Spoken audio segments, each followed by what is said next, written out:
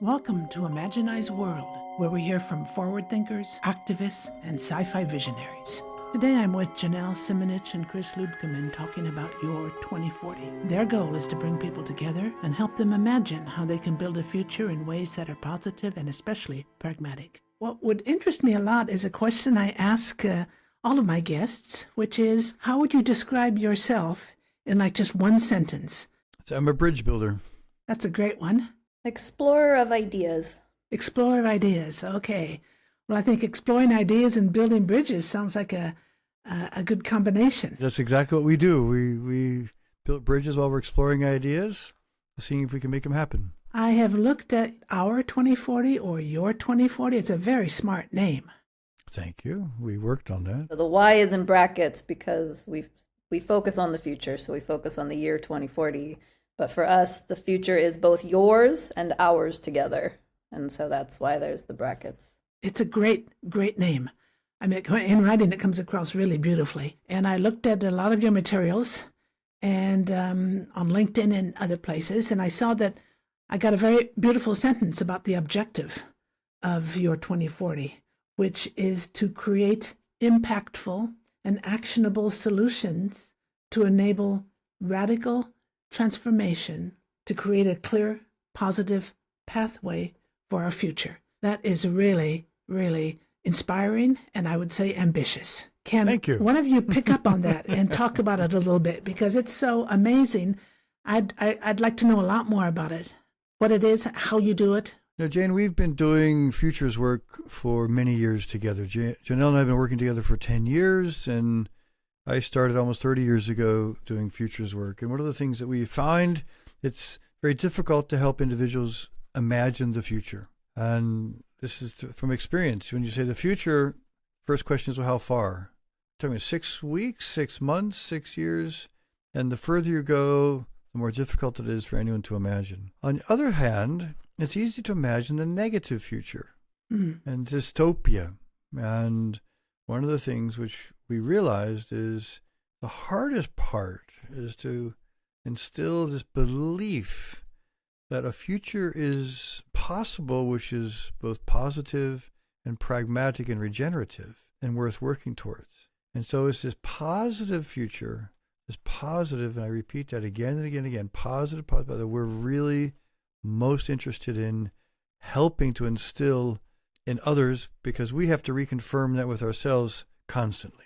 And so that's a good setup for what we do at Your 2040. We bring people together to really imagine what a future could look like, and not just, crazy ideas, but a positive, plausible, and pragmatic future. So we come together, we look to create visions, collective visions with other people of where we could go in the future, and then make it tangible. So create pathways and actions, help people feel like they have authority and autonomy and an ability to do something today to get to that future that we all want to go towards. Because at the end of the day, what we're trying to be, as we say, our vision is we want to be the best ancestors we can be, to be able to look at the next generations, and it's plural, look them in the face, on, at least for me, on my deathbed. Janelle's got a little bit further to go than I do. I'd say, on my deathbed, say, I did everything that I could, knowing what I knew, to give you the best chance to get out of your way, to help you make the future what it could be.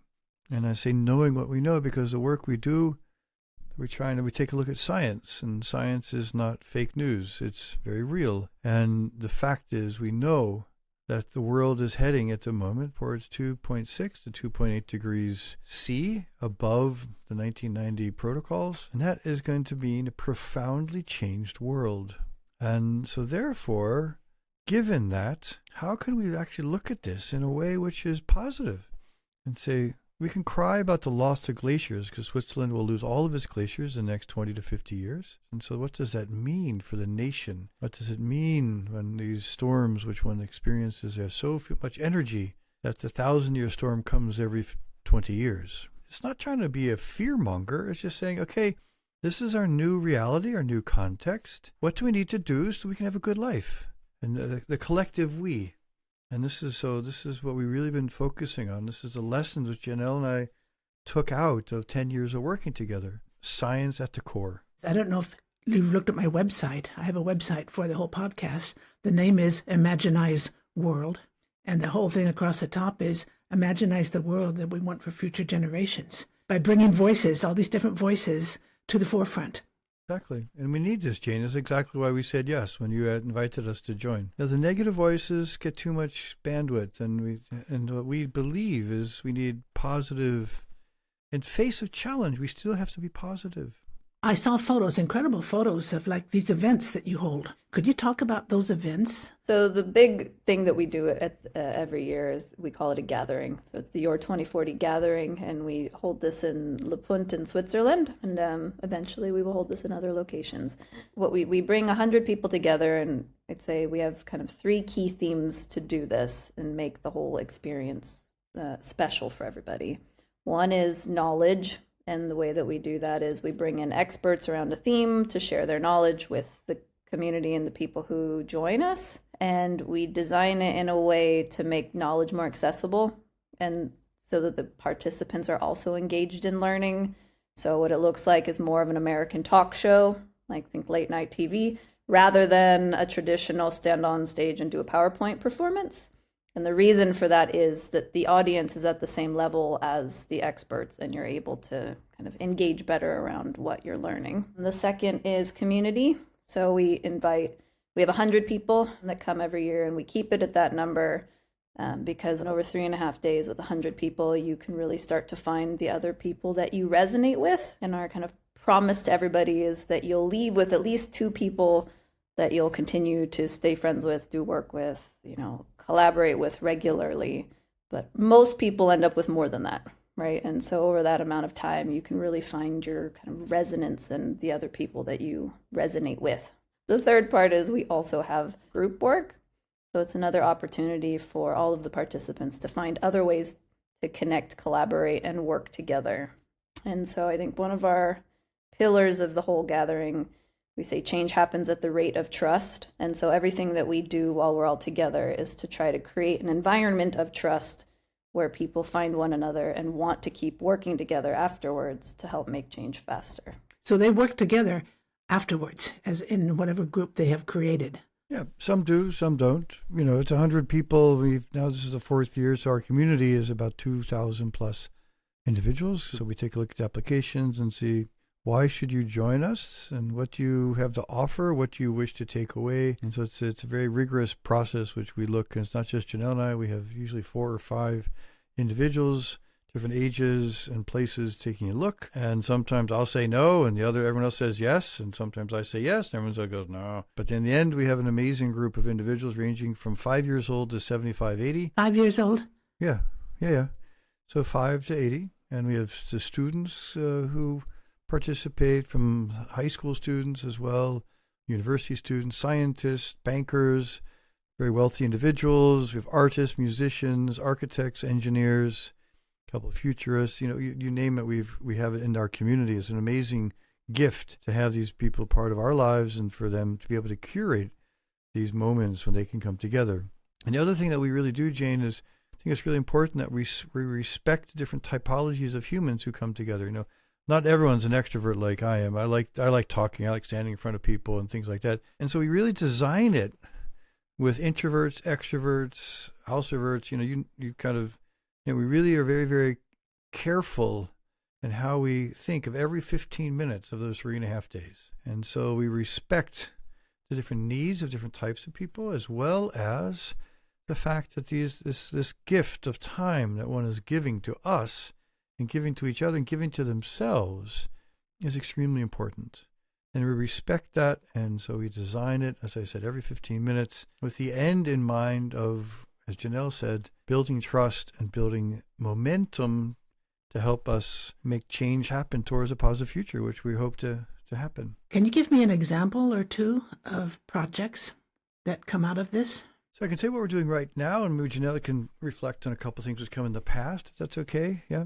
So right now, we're working very carefully with the local community of Le Punt, which is in the middle of the Engadine Valley, away in the high mountains, to say, what is your future going to look like given climate change, when the trees that you're so in love with will no longer be able to live, and we can plant pear trees and apple trees where before you'd only have snow. Now you can have orchards.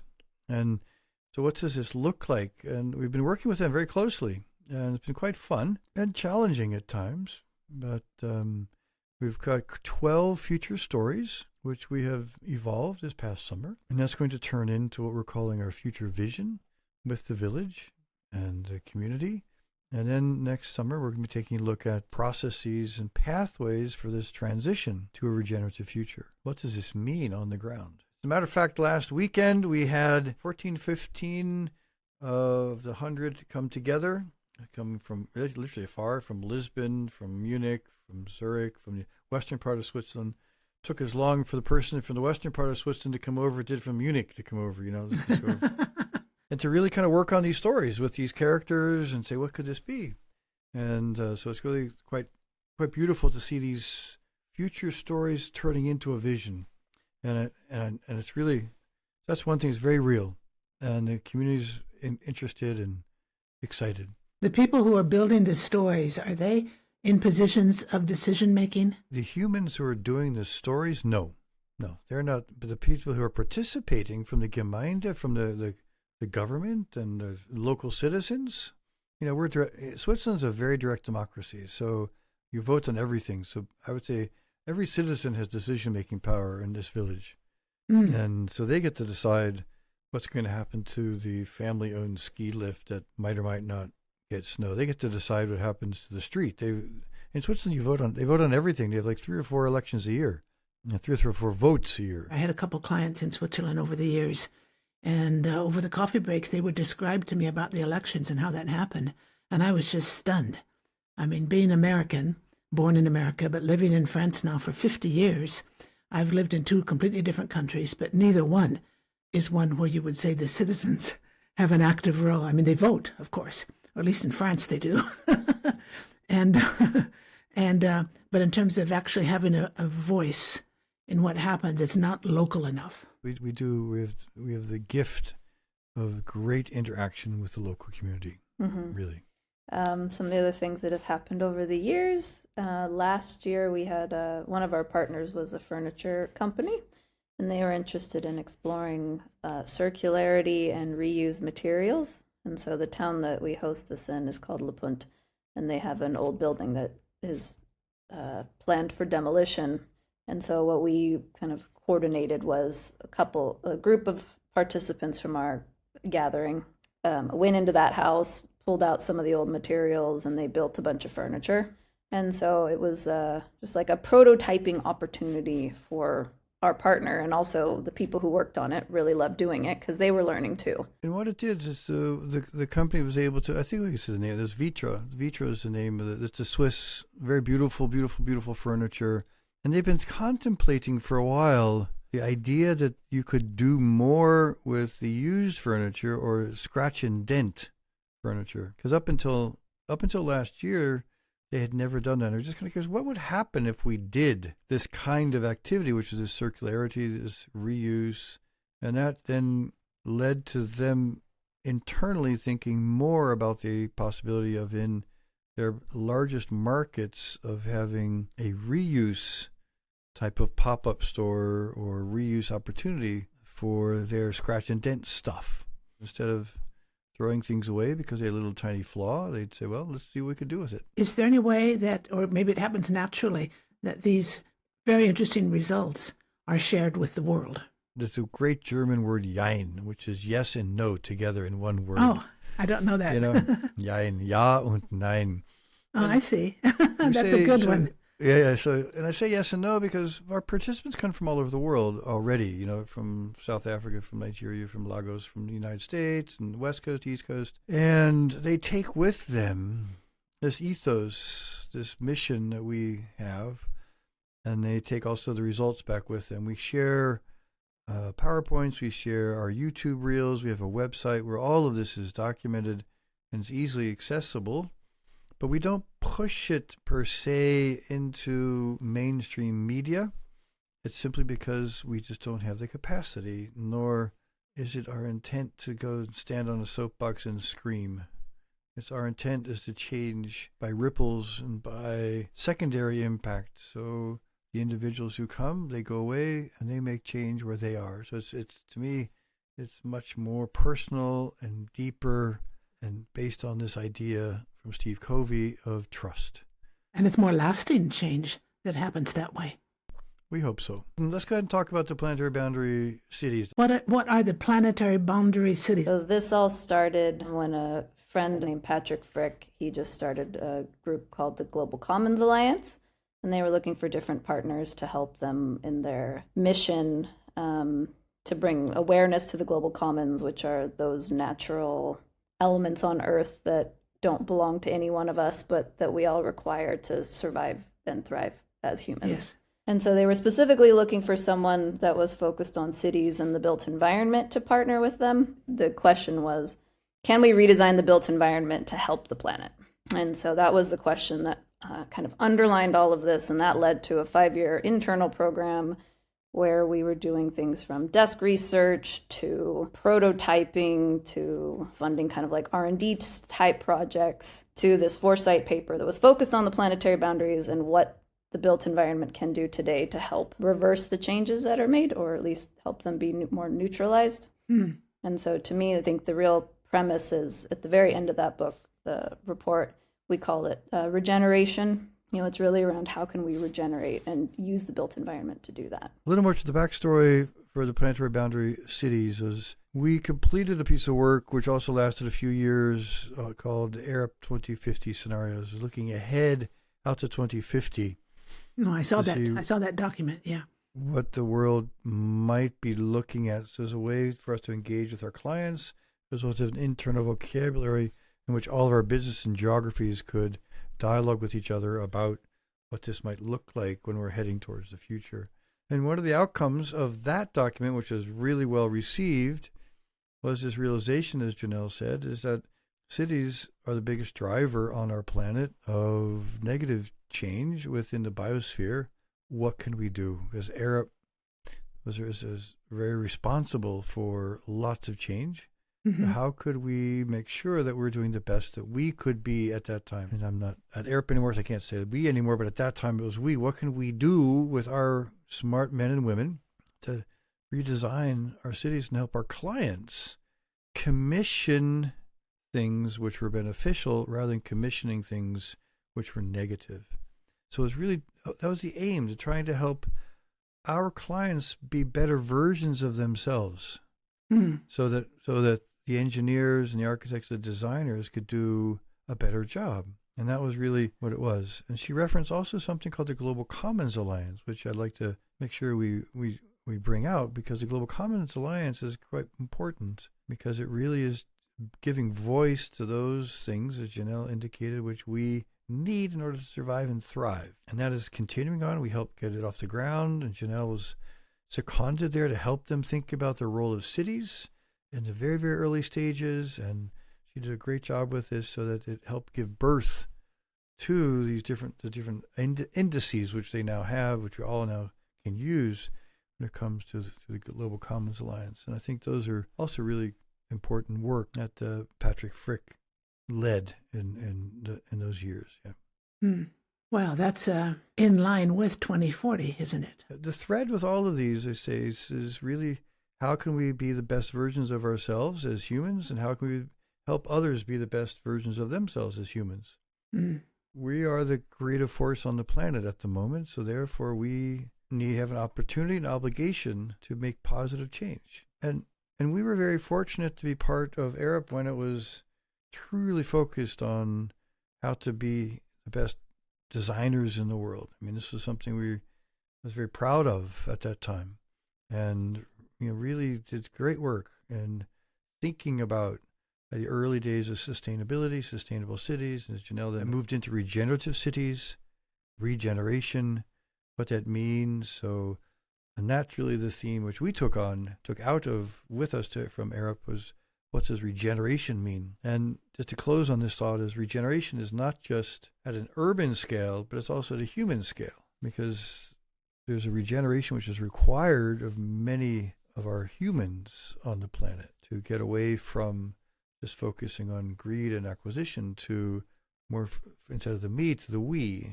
And I'm not a communist or a socialist, but I am just saying we have to really look out for each other on our planet. It includes nature and includes the infrastructure. We just have to really walk a bit lighter on our planet. In the terms of the 1970s environmental movement, tread lightly. And we need to get those lessons back.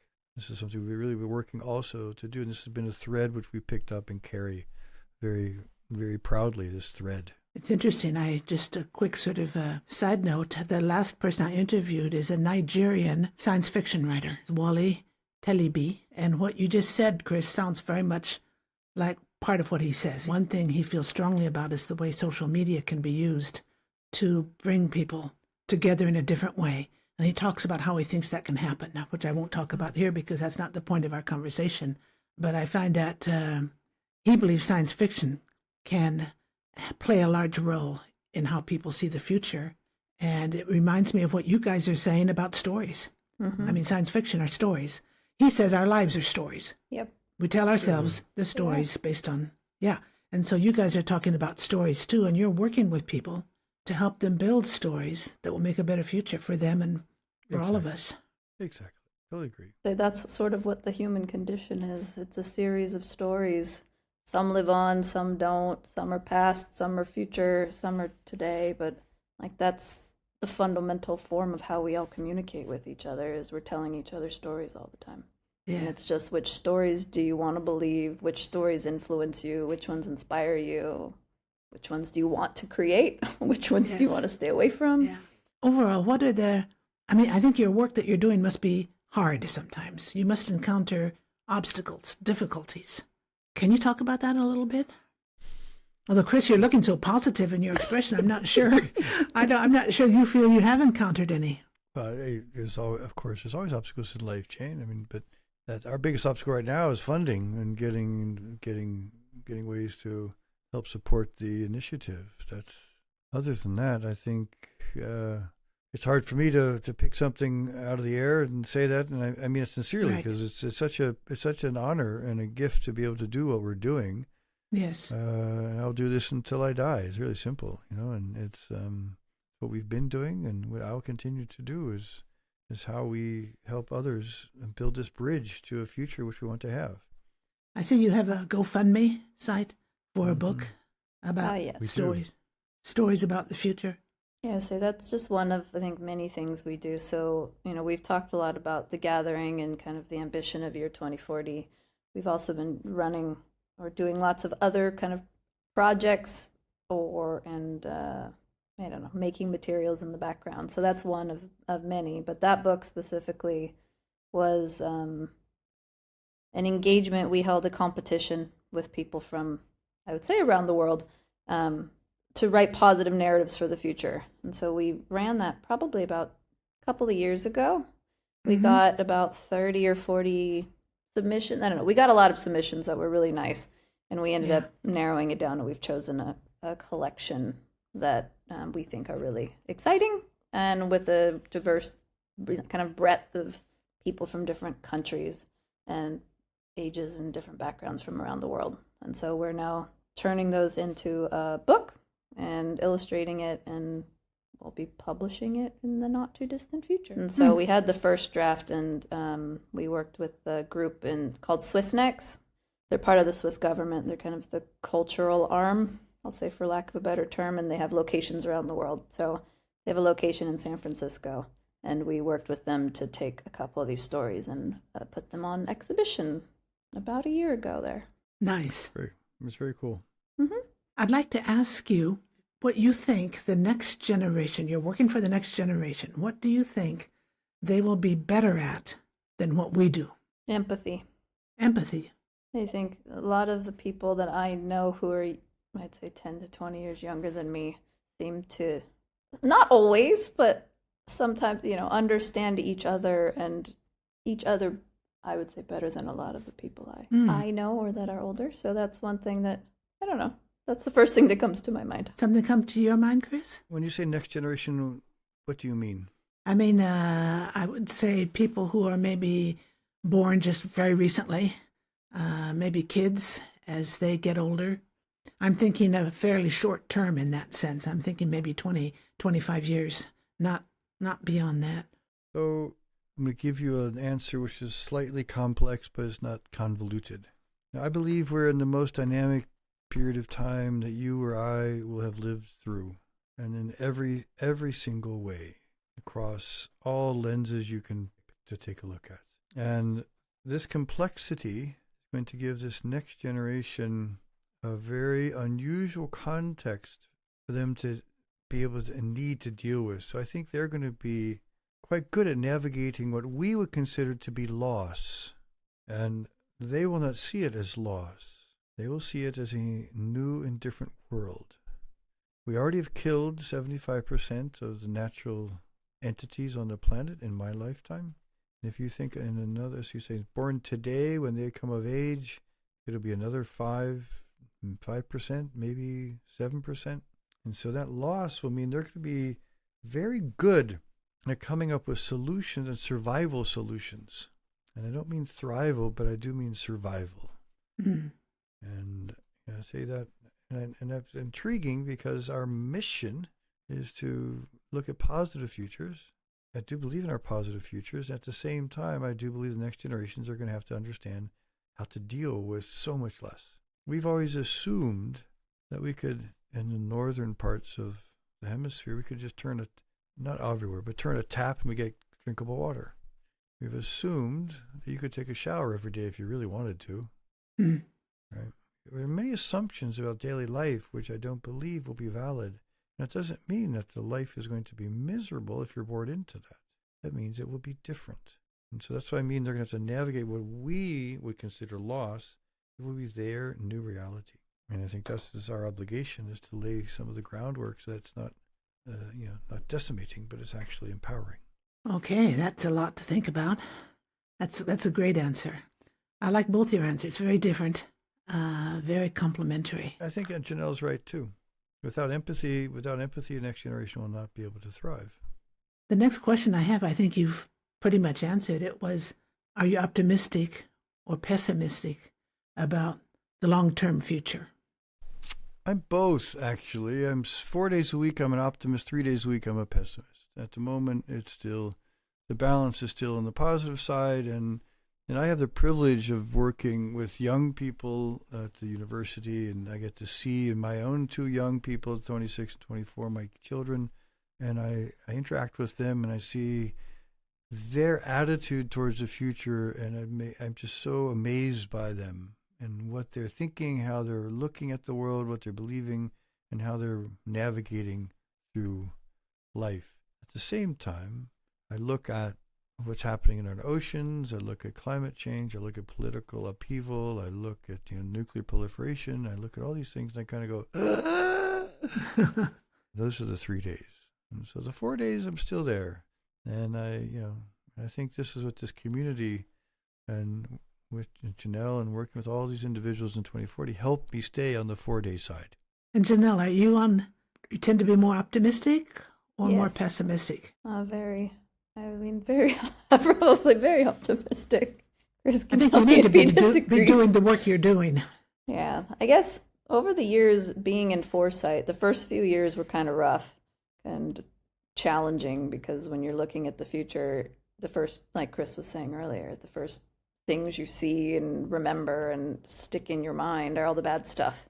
And it took a couple of years, and I remember going and talking to, I don't know if you remember this, Chris, when I started, and I was like, I don't know if I could do this. Like, how do you do this every day? It's just exhausting. Like, you're carrying the weight of the world on your shoulders. And I'm like, I have to go advise people and tell them, like, we can make stuff better. And I'm like, everyone's dying and the ocean's dying. And I was very sad. And then, anyways, he gave me some tips to how to deal with it. And then, since then, has changed. But I think I see it very differently now. I see it more like there's no such thing as good and bad. They're just experiences we live. And it's up to us to decide, how do we want to engage with this? Like, yes, arguably bad things happen sometimes, but the majority of life on Earth is really up to us to decide how we want to engage with it. They're just experiences. And I think the other thing is just, generally, when I look at humanity long term, not the last 30 years, but the last like 500 or 1,000 years, we have changed a lot.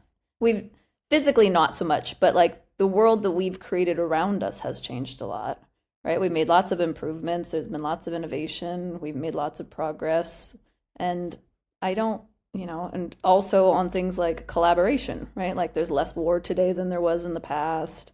Even though, it's not happy every day and bad things happen. But when I look at the human time scale over a long period of time, I see an upward trend. And so that also helps me say, yeah, sometimes you have a little bump, but in general, we continue to go upward. So summarize, Jonelle's sort of a 6-day-a-week optimist. Yes. There's that one day where she's going to go, "Arr."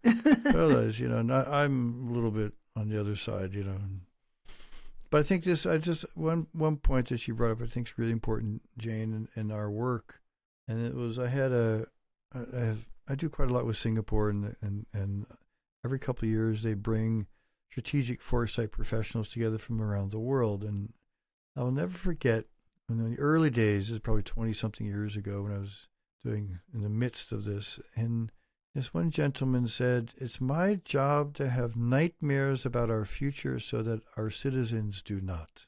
And I took that to heart. I still think about that. And I think about, it's important for us to think about some of these unthinkables and the impacts that they could have so that we could potentially avoid them or plan for them so that our citizens and our families don't have those nightmares. And I think this is something that I've lived with and lived by and professionally, our consulting. That's very interesting. How do you see your work evolving over the next 20 years or so? 20 years? Interesting. Yeah, 20 years. Jonelle, go for it. I think probably three things. I see our impact growing, so going beyond Switzerland, starting to work in other countries, regions with different groups, organizations, companies, etc. I think our influence spreading, so being able to help more people, so part of that going to different places, growing our community and hosting these, just having more, positive influence, I hope.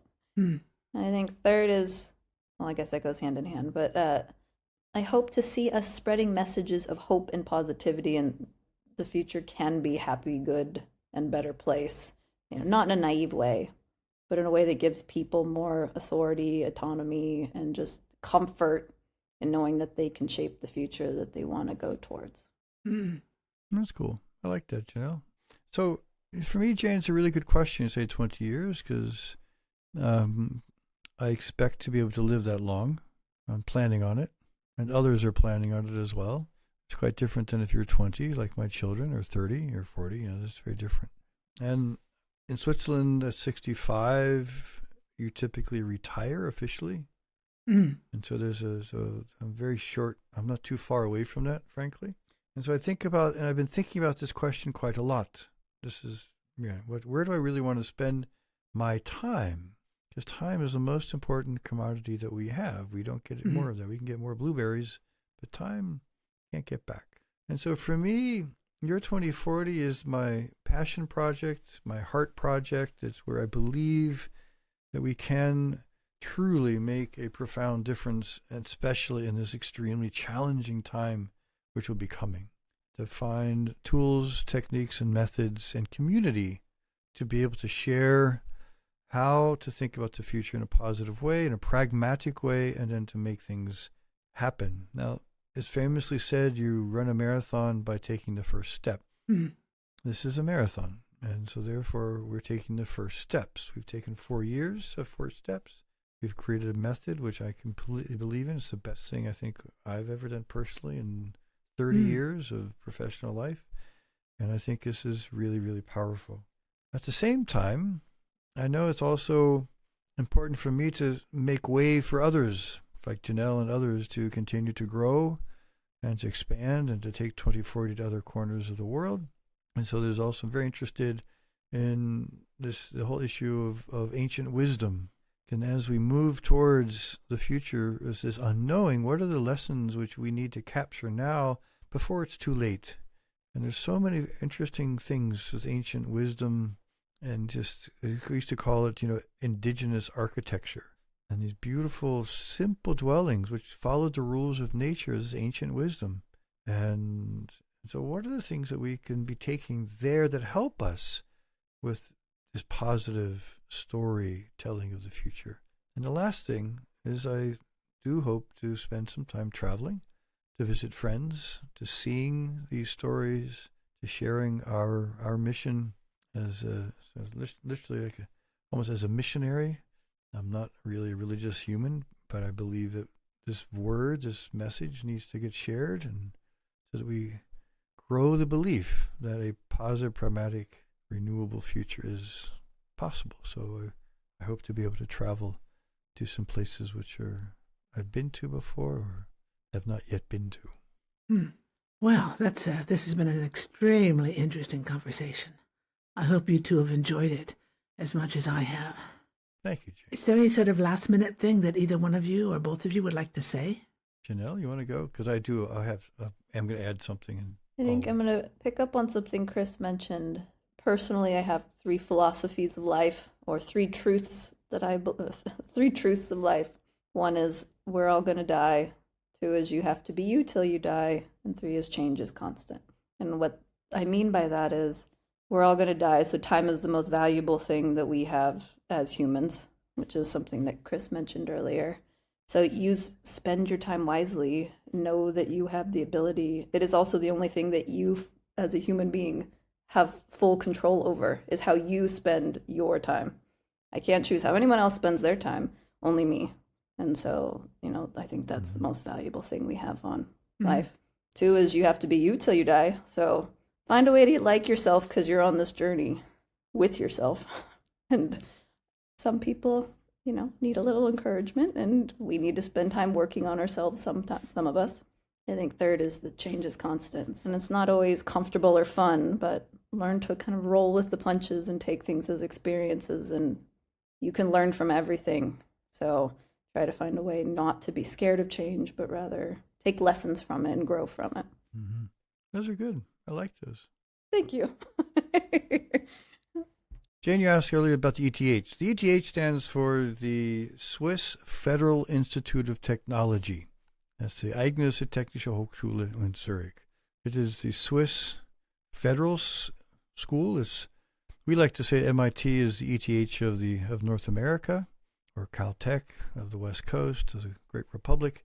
And we're one of the top 10 technical universities in the world constantly, and we're the number 1 technical university in Europe since many years.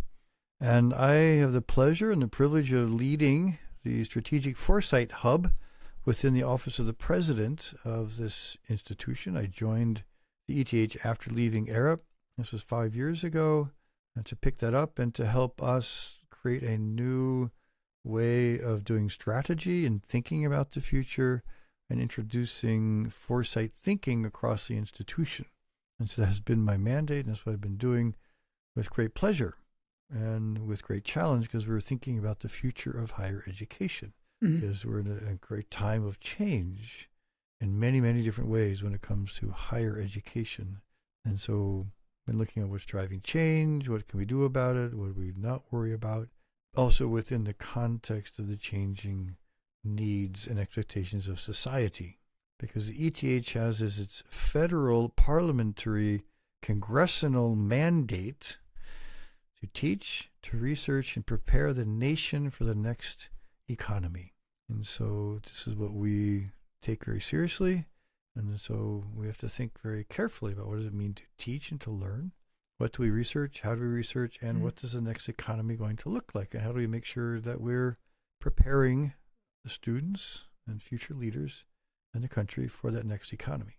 And so that's what I've been doing for the past 5 years. So that's underlying a lot of what you do, or not, maybe it doesn't underlie it, it complements a lot of what we've talked about. Well, it's one of my other roles. I sort You of have like, a lot of roles. I do. That's just a few of them. Okay, well, it's been a great conversation, a lot of fun, and I think our listeners will enjoy it as much as I have.